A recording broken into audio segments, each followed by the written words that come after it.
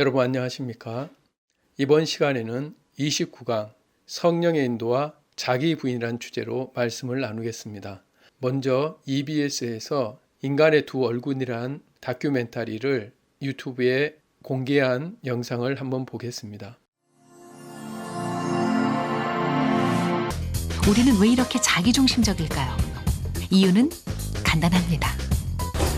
우리가 세상에서 가장 좋아하는 사람은 바로 자기 자신이기 때문이죠. 방에 들어선 혜린 씨. 가장 호감이 가는 남자를 고르라고 했는데요. 이분 되게 호감이 가고 딱 보자마자 5명 중에서 더 자세히 보고 싶어서 계속 봤거든요. 사실 이 남성은 실존 인물이 아닙니다. 우리는 실험 전 혜린 씨의 사진을 남성의 얼굴로 합성해놨죠. 이번엔 남성이군요. 방 안엔 여성들의 사진이 걸려 있습니다. 이 사진이 호감이 좀 가거든요. 맞습니다. 상영 씨 얼굴을 여성의 모습으로 합성한 것이니까요. 이 사진이요? 네, 이쪽. 이거 이 사람이요. 뭐예요? 맞죠? 저랑 합성한 거 맞죠? 우리는 생각보다 훨씬 더 자신을 좋아합니다. 나에 대한 사랑과 믿음은 인간의 본능이죠. 참 신기하죠? 이 실험을 통해서 우리가 알 수 있는 사실은 자기를 사랑하는 것은 인간의 본능이라는 것입니다. 문제는 모든 사람들이 자기를 사랑하고 자기를 위하며 살고 있지만 진정으로 행복은 누리지 못하고 있습니다. 너무나 당연하게 사람들은 자기를 사랑하고 있지만은 한 가지 모르는 것은 이 자기를 사랑하는 본능이 사실은 자기를 망하게 한다는 것입니다. 그래서 유다서 1장 10절에 보면 본능으로 아는 그것으로 멸망하느니라고 기록되어 있습니다. 다시 말해서 자기 인생을 이끌어가는 이 본능이 자기를 불행하게 만든다는 것입니다. 하지만 많은 사람들이 이 사실을 잘 모르고 있기 때문에 여전히 본능을 따라 자기를 사랑하고 자기를 위하는 삶을 살아가는 것입니다. 그래서 디모데후서 3장 1절 2절에서는 너는 이것을 알라고 충고하고 있습니다. 무엇을 알라고 하냐면 사람들이 자기를 사랑하며, 여기까지는 우리가 다 본능적으로 이렇게 살아왔기 때문에 자기를 사랑하고 있다는 것은 다 아는 사실입니다. 그런데 중요한 것은 우리가 모르는 것이 하나 있습니다. 그것은 자기를 사랑하는 결과입니다. 자, 여기 너는 이것을 알라고 하면서 바로 나오는 말씀이 말세에 고통하는 때가 이른다는 말씀입니다. 마지막 때에 결국 불행하게 된다는 것입니다. 이 사실을 알라는 것입니다. 사람들이 자기를 사랑하는 것은 당연하게 여기고 그렇게 살아가고 있는데 분명히 알아야 되는 것은 그 본능을 따라 사는 것이 마지막에는 불행하게 된다는 것입니다. 자기를 사랑하는 것의 정체를 분명히 알으라는 것입니다. 자, 이 사진은 가시나무인데 대중가요에도 가시나무라는 제목의 노래가 있습니다. 근데 그 가사 내용이 굉장히 의미가 있어서 인용을 해보았습니다. 내 속엔 내가 너무도 많아 당신의 쉴 곳 없네. 자, 이게 무슨 말입니까? 사람들 마음속에 자기 어떤 생각, 자기의 주장, 자기의 의견, 자기가 너무 많으면 상대방이 쉴 수가 없다는 것입니다. 그래서 자기가 중심이 된 사람은 자기만 불행한 것이 아니라 다른 사람들도 불행하게 만듭니다. 이 자기 중심이 극단적으로 치우친 사람들을 심리학에서는 사이코패스라고 부릅니다. 연쇄살인을 저지르거나 잔인하게 사람들을 살인한 범인들이 많이 갖고 있는 성향입니다. 사이코패스의 특징은 이렇습니다. 범죄 심리학 용어인 사이코패스는 철저하게 자기중심적이며 반사회적으로 행동하며 양심의 가책이 전혀 없는 성격 장애자를 말한다. 자신의 목적 달성을 위해서라면 타인의 고통이나 심지어 생명까지도 아무렇지 않게 생각한다. 목적을 달성할 때까지 철저하게 가면을 쓰고 행동하며 자신을 포장하는 능력이 뛰어나다. 자, 이 사이코패스의 특징은 철저하게 자기중심적입니다. 그래서 자기 마음이 제일 중요하지 다른 사람의 마음은 중요하지 않습니다. 이 사이코패스의 성향에 대해서 테스트하는 여러 방법이 있는데 그 중에 하나를 한번 살펴보겠습니다. 자, 여기 보면 6명의 사람들이 나오는데요. 이 6명 중에서 마음이 다른 사람들과 다른 마음을 갖고 있는 사람을 찾아낼 수 있습니까? 한번 찾아보시기 바랍니다. 예, 아마 대부분이 3번의 사람이 다른 사람과 다르다는 것을 찾아냈을 것입니다. 왜냐하면 다른 사람들은 다 웃고 있는데 세 번째 사람은 찡그리고 있습니다. 마음이 다른 걸 금방 알 수가 있습니다. 그런데 사이코패스는 찾지를 못한답니다. 왜 그러냐면 다른 사람이 어떤 마음이냐, 어떤 기분이냐는 중요하지 않기 때문에 구분할 수가 없는 것입니다. 오직 자기 마음만 중요하게 생각하는 것입니다. 그래서 다른 사람을 불행하게 만들어도 전혀 그 마음이 문제가 안 되는 것입니다. 이런 사이코패스 성향이 개인일 경우에는 다른 사람을 해하는 그러한 행동으로 나타나는데 어떤 단체나 어떤 나라에 이 사이코패스 성향이 흐르면 집단 이기주의에 빠집니다. 자, 인류 역사상 가장 불행했던 때는 2차 세계대전입니다. 그리고 2차 대전을 일으켰던 나라는 독일입니다. 그때 독일을 지배했던 사상이 있는데 그것은 독일 총리인 히틀러가 가졌던 사상입니다. 근데 그 히틀러의 사상이 그의 자서전인 나의 투쟁에 기록되어 있습니다. 인종적으로 우월한 강자만이 세계를 지배할 수 있으며 우리나라가 그 과업을 떠맡아야 하는 것이 세계사적 사명이다. 유대인은 다른 민족의 체내에 사는 기생충일 뿐이다. 자, 이것은 민족 우월주의라는 아주 무서운 사상인데 이 사상에 의해서 독일이 전쟁을 일으켰고 특히 기생충으로 여긴 유대인들은 아주 잔인하게 600만이나 되는 사람들을 수용소에 가두어서 죽였습니다. 그러니까 인류에게 가장 불행을 안겨준 사상은 자기만을 사랑하는 마음, 자기 민족만을 사랑하고 자기 단체나 자기 민족이나 자기 나라를 특별히 우월하게 여기는 그 마음이 인류를 불행하게 만든 것입니다. 그래서 이 자기 사랑이라는 이 본능은 인류에게 불행을 가져다주는 본능입니다. 그러나 안타깝게도 이 본능이 얼마나 불행한지를 모르기 때문에 이 본능을 따라 살면서 불행 속에 있는 것입니다. 그래서 인류를 사랑하시는 예수님은 이렇게 우리를 초청하고 계십니다. 수고와 무거운 짐진 자들아 다 내게로 오라. 내가 너희를 쉬게 하리라. 자, 우리를 위하시는 하나님의 마음에는 우리가 정말 행복해지길 바라십니다. 그래서 당신 앞에 나오라는 것인데 중요한 것은 예수님이 살아가실 때 많은 사람들이 예수님 앞에 나아갔지만 예수님이 약속하신 쉼과 행복을 누리지 못했습니다. 왜냐하면 그들은 여전히 자기를 사랑하는 마음으로 예수님 앞에 나아갔기 때문입니다. 그래서 예수님은 이렇게 또 말씀하고 계신 겁니다. 누구든지 나를 따라오려거든 자기를 부인하고 자기 십자가를 지고 나를 따를 것이니라. 자, 예수님과 함께하기 이전에 가장 먼저 해야 되는 것이 자기를 부인하는 것입니다. 자, 여기서 중요한 것은 자기 부인의 대상입니다. 자기 부인은 무엇을 부인하는 것입니까? 로마서 10장 20절에서 내가 아니요 내 속에 거하는 죄니라. 사도 바울은 자기가 원치 않은 것을 하면 이것은 내가 아니오라고 했습니다. 다시 말해서 범죄하게 될 때 자기가 죄를 짓는 것이 아니라 내 속에 거하는 죄가 죄를 짓는다는 것입니다. 그러니까 죄를 짓는 자기를 부인하고 진짜 죄를 짓게 만드는 죄의 근원을 알아야 된다는 것입니다.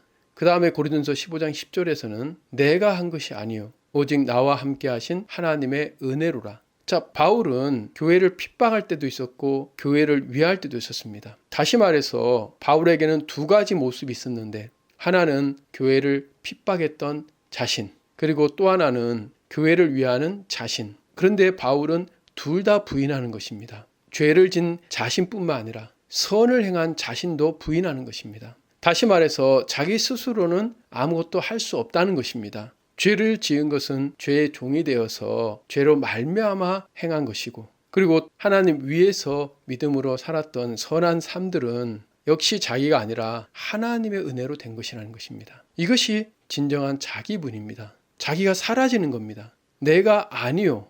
여기서 또 중요한 것은 자신만 부인해야 되는 것이 아니라 모든 사람을 부인해야 되는 것입니다.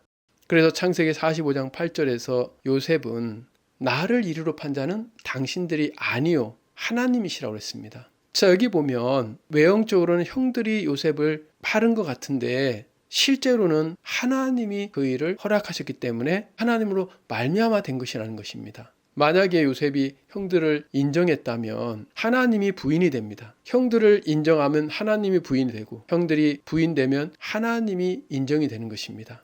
그렇기 때문에 우리 자신뿐만 아니라 모든 사람들은 하나님 앞에서 부인이 되어야 됩니다. 하나님이 모든 것을 주관하시는 것을 인정하는 것이 자기 부인의 결과입니다. 그래서 온전하게 죄를 짓는 자기, 선을 행한 자기, 또 내 주위에 많은 사람들이 자기 부인의 대상이 되면 죄의 근원인 사탄과 선의 근원이신 하나님이 나타나게 되어 있습니다. 자, 그러면 죄의 근원인 사탄에 대해서 살펴보겠습니다.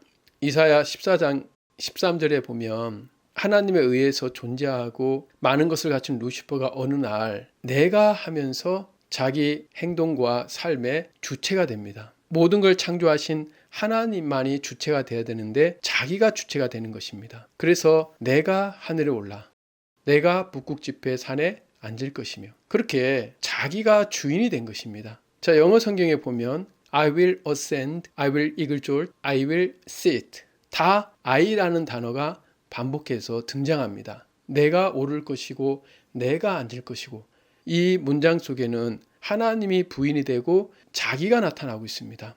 자, 이 부분에 대해서 D.L. 무디 이분은 이렇게 말씀을 전했습니다. 어느 누군가 자아는 죄의 중심부에 자리 잡고 있음을 강조했습니다. 나라는 자아는 쉽게 사탄이 역사하는 중간 매체나 도구가 될 수 있습니다.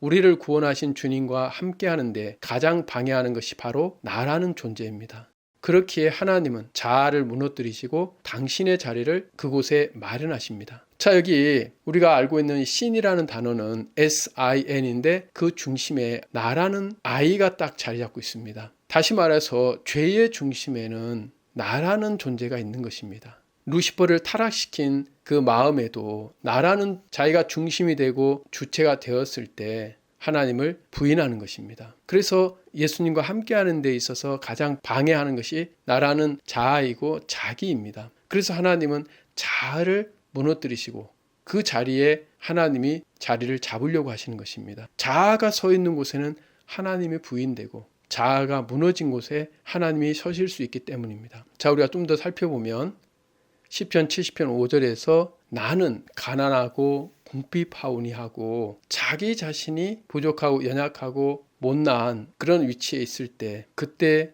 누가 등장하냐면 주는 나의 도움이시오 하고 나옵니다. 그러니까 나라는 존재가 부족하면 주님이 도움이 되십니다. 주님이 도움이 되기 이전에 먼저 나타나는 마음은 하나님이여 속히 내게 임하소서 하고 하나님을 찾는 마음입니다. 내가 어떤 상태일 때 하나님을 찾고 하나님의 도움을 받냐면 나는 가난하고 궁핍할 때입니다. 자기에게는 아무것도 없는 상태죠. 이거는 단순하게 물질적인 가난을 말하는 게 아니라 영적인 가난도 의미합니다. 자신에게 의도 없고 선도 없고 믿음도 없고 거룩함도 없어서 나는 가난합니다. 그러니까 하나님 제게 임하셔서 도움이 되달라고 하는 것입니다. 사실 하나님 우리를 처음 창조하셨을 때 이렇게 창조하셨습니다. 주께서 모든 사람을 어찌 그리 허무하게 창조하시는지요. 자, 이 허무라는 것은 비어있는 상태입니다. 뭘 채워서 창조하신 게 아니라 비어있는 상태로 창조하셨습니다. 그래서 하나님은 여호와는 그의 얼굴을 내게 비추사 은혜 베푸시기를 원하며 라는 말씀처럼 하나님 우리에게 은혜를 베풀기 위해서 우리를 처음 창조할 때 허무하게 창조하신 것입니다. 그러니까 실제 우리는 허무한 존재인데 사탄은 끊임없이 우리 마음을 이 허무한 상태로 내버려 두지 않고 우리 마음에 자기라는 것을 계속 심습니다. 자, 이사야 10장 13절에 보면 아수르 왕이 어느 날 내 손의 힘과 내 지혜로 이 일을 행하였다고 하는 표현이 나옵니다. 그러니까 아수르 왕이 자기가 뭔가 했다는 마음으로 자기가 그 마음을 채우고 있습니다. 그때 하나님은 아수르 왕의 완악한 마음의 열매란 표현을 사용하셨습니다. 자기 힘과 자기 지혜로 어떤 일을 행했다 하는 마음을 가질 때 자기 자신이 그 마음에 이렇게 세워집니다. 나는 총명한 자라. 자, 아수르 왕의 마음에는 자신이 가난한 자가 아니라 총명한 자입니다. 자기에게는 힘도 있고 지혜도 있고 총명도 있고 능력도 있습니다. 자, 이렇게 자기로 채워지면 하나님이 부인이 됩니다. 그래서 하나님은 이렇게 표현하셨습니다. 도끼가 어찌 찍는 자에게 스스로 자랑하겠느냐. 저기 도끼가 있고 찍는 자가 있는데 도끼는 우리를 말합니다. 찍는 자는 물론 하나님을 의미합니다. 자, 저 옆에 그림을 보면 저 사람이 저 도끼를 사용하지 않으면 도끼는 절대로 저 나무를 쪼갤 수가 없습니다. 근데 어떻게 도끼가 찍는 자에게 자랑할 수 있습니까? 마찬가지로 우리가 하나님 앞에서 자기가 뭔가를 했다는 그 자랑을 한다는 것은 자기가 부인되지 않은 완악한 마음인 것입니다. 그래서 에레미야 17장 5절에서는 무릇 사람을 믿으며 육신으로 그의 힘을 삼고 마음이 여호와에게서 떠난 그 사람은 저주를 받을 것이라고 했습니다. 자, 이런 사람은 헛되이 과장을 하는데 결국 은혜에서 떨어진 자이고 하나님을 부인하는 사람인 것입니다. 그래서 이러므로 하나님의 자녀들과 마귀의 자녀들이 드러난다고 되어 있습니다. 하나님의 영의 생명을 가진 사람들은 하나님과 같은 마음으로 흘러서 자기를 부인하지만 자기를 세운 마귀의 마음을 품은 자녀들은 자기를 부인하지 않습니다. 이 부분에 대해서는 마틴 로이 존스 이분이 이렇게 말씀을 전했습니다. 자아는 삶 가운데 있는 모든 불행의 주 원인입니다. 대부분의 불행과 고통은 이 자아에서 비롯됩니다. 자아가 없었다면 죄가 세상에 들어오지 않았을 것입니다. 자아는 하나님 대신에 자신을 왕자에 앉히는 것입니다. 우리는 거룩을 반드시 행동의 관점에서가 아니라 자아에 대한 태도의 관점에서 생각해야 합니다. 죄로 여기는 것들을 일절 행하지 않는 사람들이 있지만 그들은 자아의 교만으로 충만합니다. 자, 이 자아는 하나님과 멀어지게 해서 우리를 불행하게 만드는데 진짜 하나님과 함께하고 거룩한 사람은 이 자아를 부인합니다. 여기 특히 주목해야 될 것은 죄를 짓지 않는 사람들일지라도 하나님과 상관이 없는 사람들은 자아가 그 마음에 가득 채워져 있다는 것입니다. 자신이 행한 것들로 그 마음이 가득 채워져 있는 것입니다. 하나님을 떠난 아담과 하와의 특징은 자기가 자기를 위해서 뭔가를 한 것입니다. 그러나 그 마음은 행복하지 못했습니다. 그래서 하나님은 네가 패망하였나니 이는 너를 도와주는 나를 대적함이라고 기록해 놓으셨습니다. 자, 불행 속에 있는 모든 사람들의 특징은 하나님을 대적하고 하나님을 피하는 것입니다. 근데 어떤 하나님을 대적하냐면 자신을 도와준 하나님을 대적하는데 무엇이 도와주는 하나님을 대적하냐면 자기가 스스로 자기를 위할 수 있다는 높아진 마음 때문입니다. 그래서 고린도후서 10장 5절에서는 하나님 아는 것을 대적하여 높아진 것을 무너뜨린다고 기록되어 있습니다. 자, 사무엘하 12장 10절에서도 범죄한 다윗에게 하나님이 안타깝게 말씀하시는 것이 네가 나를 업신여기고 햇사람 우리의 아내를 빼앗았다고 했습니다. 그러니까 다른 것이 문제가 아니라 하나님이 필요하면 다 주시는데 그 모든 것을 주시는 하나님을 대적하고 업신여기고 자기가 자기를 위하는 삶을 살아간 것이 문제인 것입니다. 자, 여기서 우리가 분명히 짚고 가야 되는 부분은 하나님이 자기들을 위하는데 왜 아담은 이렇게 스스로가 하나님을 피하며 불행 속에 빠졌고 다윗도 왜 그런 범죄 가운데 빠졌습니까? 그것은 자기 스스로가 한 것이 아닙니다. 자, 우리가 여기서 영상을 하나 또 보겠습니다. 사마귀는 땅에 사는 곤충이다.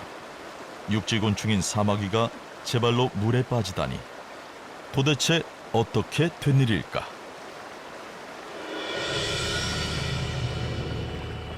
혹시 투신 자살이라도 한 것일까? 죽어가는 사마귀가 생의 마지막 순간에 내놓은 것은 알이 아니다. 사마귀의 꽁무니에서 서서히 빠져나오고 있는 저것은 사마귀와는 전혀 다른 종족 연가시라는 이름의 기생충이다. 예, 이 영상은 연가시라는 기생충이 사마귀에 들어갔을 때 나타나는 현상입니다. 평소에는 사마귀 안에서 기생을 하다가 다 자라서 알을 낳아야 될 때는 이 사마귀를 조종해서 물속으로 들어가게 하는 것입니다. 외형적으로 보면 사마귀가 들어가는 것 같지만 실제는 이 연가시가 들어가게 하는 것입니다. 최근에는 이런 기사가 떴습니다. 연가시가 사마귀를 조종하는 비밀한 제목의 기사입니다. 일본 고베대 교수 연구팀은 연가시가 사마귀와 같은 숙주의 움직임을 조작할 수 있는 유전자 수천 개를 가졌다는 연구 결과를 발표했다. 연가시는 사마귀를 조종하는 동안 아주 많은 유전자에서 발현량이 증가하는 것으로 나타났다. 이 중 1400개 이상의 유전자는 사마귀의 유전자와 거의 일치했다. 자, 이게 무슨 이야기냐면 원래는 영가시의 유전자와 사마귀의 유전자는 다른데 영가시가 사마귀를 조종하는 동안에는 1400개 이상의 유전자가 일치했다는 것입니다. 다시 말해서 영가시가 사마귀의 유전자를 자기 유전자로 변환시켜서 조종을 했다는 것입니다. 그래서 사마귀가 물속에 들어가서 자살하는 것처럼 보이지만 실제는 자살을 당하는 것입니다. 이처럼 사람의 마음에 영향을 주는 사탄의 매개체가 바로 자기입니다. 아까 우리가 죄의 중심에는 나라는 존재가 있다고 했습니다. 자, 우리가 잘 아는 누가복음 15장 탕자에 비유해서 아버지가 자신의 마음을 아들한테 표현한 것이 내 것이 다 네 것이로 되라는 말씀입니다. 그 아버지의 것이 다 아들의 것이니까 정상적으로는 그 아버지와 함께 살면서 아버지 것을 누리면 되는 것입니다. 그런데 어느 날 둘째 아들이 아버지한테 나아가서 내게 돌아올 분깃을 내게 주소서 하고 요구를 합니다. 자, 이것은 정상적인 마음이 아닌 것입니다. 무엇이 작용을 했냐면 바로 자기가 중심이 된 죄가 둘째 아들에게 작용을 한 것입니다. 사탄은 이렇게 끊임없이 우리들 마음속에 자기를 심어줘서 우리를 하나님에게서 멀어지게 만듭니다. 자, 이 부분에 대해서 찰스 스펄전 이분은 이렇게 말씀을 전했습니다. 우리의 눈이 자아로부터 시선을 돌려 예수님을 향하도록 하는 것은 항상 성령이 인도하시는 역사입니다. 그러나 사탄의 역사는 정반대입니다. 그는 우리가 그리스도 대신 우리 자신에 대해 관심을 갖도록 끊임없이 이끕니다. 성령께서는 언제나 우리 모두는 아무것도 아닌 피조물에 불과할 뿐이고 그리스도가 전부라고 가르치십니다. 우리 영혼에 안식을 주는 것은 예수님이 어떤 분이신지에 달려있지 우리가 어떤 존재이냐에 달려있지 않습니다. 자, 성령의 역사와 사탄의 역사의 차이는 자기를 무너뜨리느냐 아니면 자기를 세우냐에 달려있습니다. 여기 이 책은 거듭난 그리스도인의 가장 큰 특징이 자기 부인이라는 제목의 책인데 여기선 자기 부인에 대해 이렇게 기록해 놓았습니다. 진정한 성경적 신앙은 언제나 자기 부인을 정확히 이해하도록 이끌어준다. 자기 부인으로 가장 빨리 이끄는 것은 자기 마음의 부패와 사악함을 묵상하는 것이다. 당신의 영혼이 인간의 부패를 깨닫는다면 당신은 자신을 부인하지 않을 수 없을 것이다. 자, 이 자기 부인은 그냥 오는 것이 아니라 자기가 얼마나 악한지를 깨달아야 옵니다. 그래서 둘째 아들이 아버지께 돌아올 때 그냥 돌아오는 것이 아니라 자기 부인의 과정을 거친 것입니다.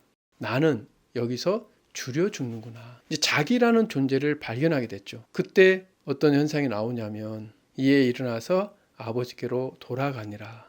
아버지에게 돌아가서 아버지의 은혜를 입는 장면이 누가복음 15장에 기록되어 있는데 떠나기 전에도 둘째 아들은 아버지와 함께 했고 떠난 이후에도 아버지와 함께 했는데 둘의 차이가 있습니다. 떠나기 전에는 자기 부인이 없이 함께 했기 때문에 아버지와 함께 하면서도 행복하지 못했고 자기 부인이 이루어지고 아버지와 함께 했을 때는 아버지의 은혜가 감사가 되고 행복할 수 있었습니다. 그래서 자기 부인이 되고 아버지와 함께 하느냐 자기 부인이 되지 않고 함께 하느냐는 분명히 다른 것입니다. 자기 부인이 되지 않았던 아들은 마음이 높았고 자기 부인이 된 아들은 마음이 낮아졌습니다. 그래서 하나님이 인도하시는 그 방향을 보며 우리 마음을 낮추시는 일을 합니다. 자, 여기 건물은 바벨탑을 묘사했는데 이사야 10장 15절 보면 높은 데에 거주하는 자를 낮추시며 솟은 성을 헐어 땅에 엎으시되 진토에 미치게 하셨도다 라고 기록되어 있습니다. 자, 성령이 하시는 일은 이렇게 높은 데에 거주한 자를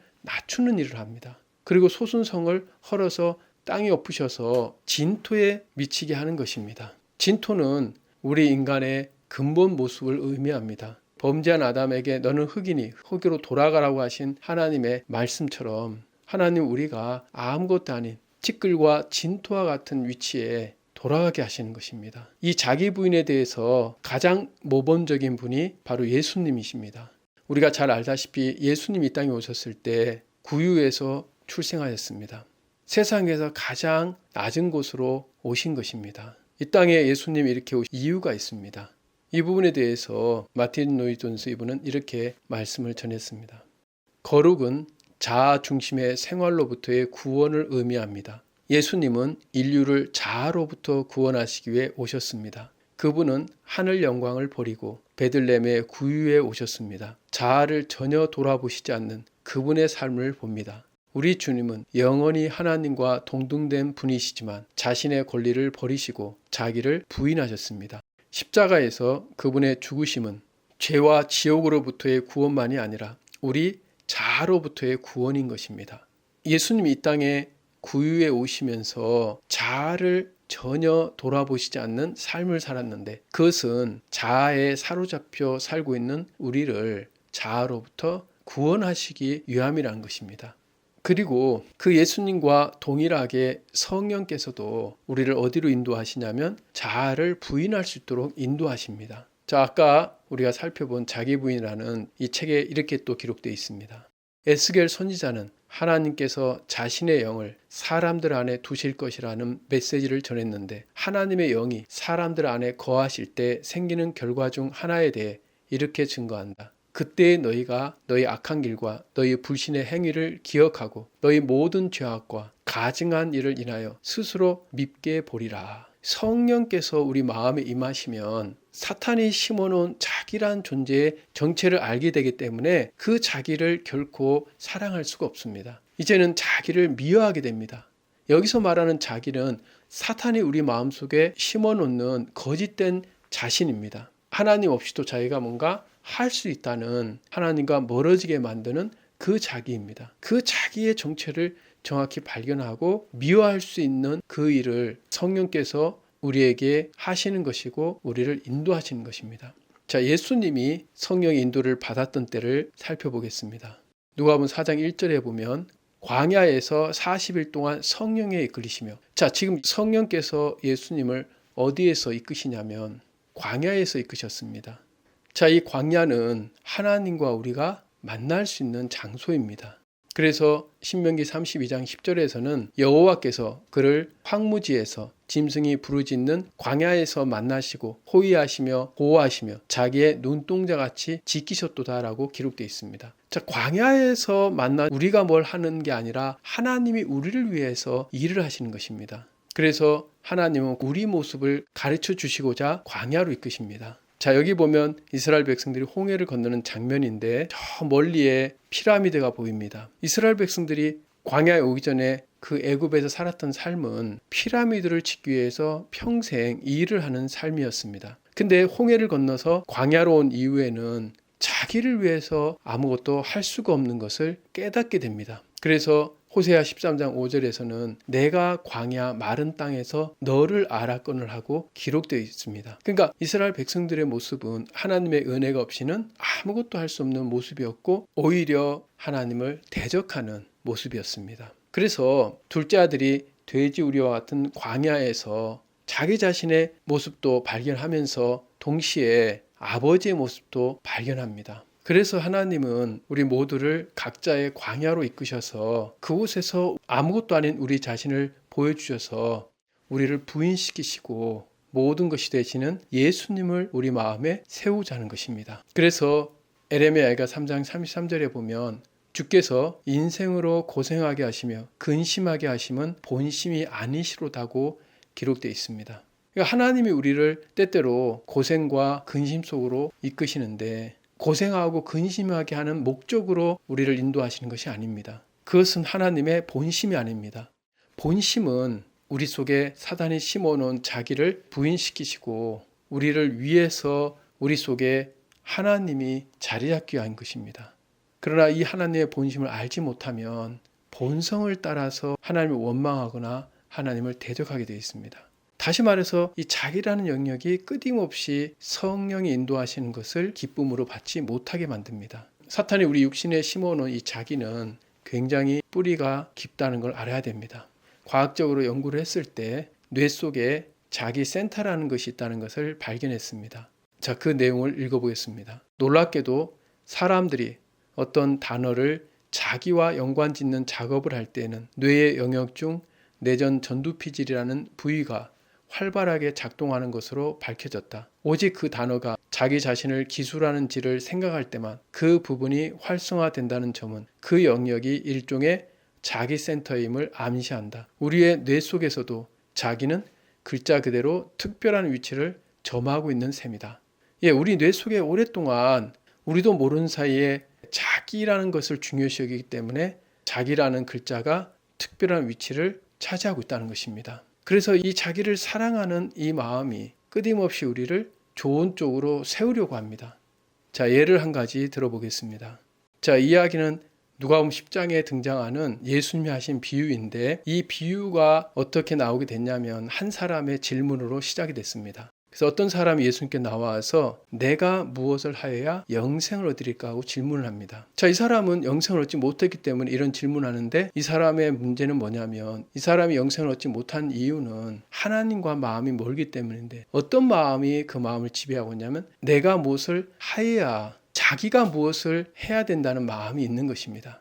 자기가 부인되어 있지 않은 것입니다. 그래서 예수님이 이 비유를 통해서 가르치시면서 자기에게 초점을 맞춘 마음을 옮기려고 했습니다. 그래서 이렇게 오히려 되물으셨습니다. 누가 강도 만난 자의 이웃이 되겠느냐? 자, 지금 질문을 드린 사람은 자기에게 초점을 맞추고 있는데, 지금 예수님은 누가 강도 만난 자의 이웃이 되겠냐면서 그 이웃에 초점을 맞추겠습니다. 물론 여행하다가 강도 만난 자를 구해준 이 선한 사마리안이 이웃입니다. 다시 말해서 지금 두 사람이 등장하는데 생명이 없어 죽어가고 있는 사람은 누굽니까? 바로 강도 만난 자입니다. 그렇다면 예수님께 영생을 얻기 위해 나와 질문한 사람은 지금 생명을 잃고 죽어가는 강도 만난 자인 것입니다. 그러나 자기를 강도 만난 자로 여기지 않고 있기 때문에 지금 뭔가를 하려고 합니다. 영생을 얻지 못했는데 마음은 자기가 세워져 있어 갖고 자기가 뭔가를 하는 사람이 되어 있는 것입니다. 그래서 예수님은 먼저 그의 참된 모습을 가르쳐 주시고자 이 비유를 드신 것입니다. 다시 말해서 너는 이 강도 만난 자와 같이 지금 생명 없이 죽어가고 있지 않느냐? 그렇다면 네가 할 수 있는 일이 무엇이냐? 생명을 얻기 위해서 네가 할 수 있는 일이 있느냐? 없다는 것입니다. 이 강도 만난 자처럼 자기를 위해서 아무것도 할 수가 없습니다. 누가 그의 생명을 위해서 일을 하셔야 되냐면 바로 이 사마리아인입니다. 사마리아인이 일을 해야 되는 것이지 강도 만난 자가 일을 해야 되는 것이 아닙니다. 강도 만난 자는 사마리아인의 은혜를 입어야지만 생명을 얻을 수 있습니다. 그래서 예수님이 마지막에 너도 이와 같이 하라 이렇게 말씀하신 것입니다. 여기서 너도로 하는 것은 누구냐면 사마리아인처럼 은혜를 베푸는 위치가 아니라 강도 만난 자처럼 은혜를 입어야 된다는 것입니다. 그러나 자기가 부인이 되지 않은 채 이 말씀을 들으면 이 사마리아 사람의 위치에서 뭔가를 하려고 하게 돼 있습니다. 하지만 자기 부인이 정확히 되어 있는 믿음의 사람들은 자신이 분명히 강도 만난 자인 것을 고백했습니다. 자, 매튜엘 리브는 이렇게 주석을 달았습니다. 이 비유는 죄 있는 불쌍한 사람에 대한 우리 여호와 하나님의 사랑을 잘 표현해 주고 있다. 우리는 공경에 빠진 이 불쌍한 여행자와 같다. 원수 사탄이 우리를 약탈하고 상처를 입혔다. 제사장과 레위인처럼 율법의 사역자들이 우리를 보았으나 다른 길로 지나가 버렸다. 그때 축복의 예수님, 곧 선한 사마리아인이 오셔서 우리를 동정하고 상처를 싸매 주었다. 자, 정확하게 이 매튜엘 리분도 그 선한 사마리아인은 바로 예수님이시지 자신이 아니라는 것입니다. 자신은 불쌍한 강도 만난 자와 같다는 것입니다. 그래서 강도 만난 자의 위치가 되면 예수님의 은혜를 입는 길만이 생명의 길인 것이고, 그것이 자기를 부인하고 예수님과 함께하는 사람의 마음의 태도인 것입니다. 자, 여기 모세오경 강해로 유명한 찰스 맥켄토시, 이분도 이렇게 주석을 달았습니다. 나는 고개를 숙인 채 하나님과 이웃에 대한 의무를 행하는데 완전히 실패했음을 고백합니다. 내가 이 비유에 등장하는 강도 만난 자로 나의 도덕성은 성한 곳 없이 상처를 입었습니다. 선한 사마리아인은 의심할 여지 없이 복되신 우리 주 예수 그리스도이십니다.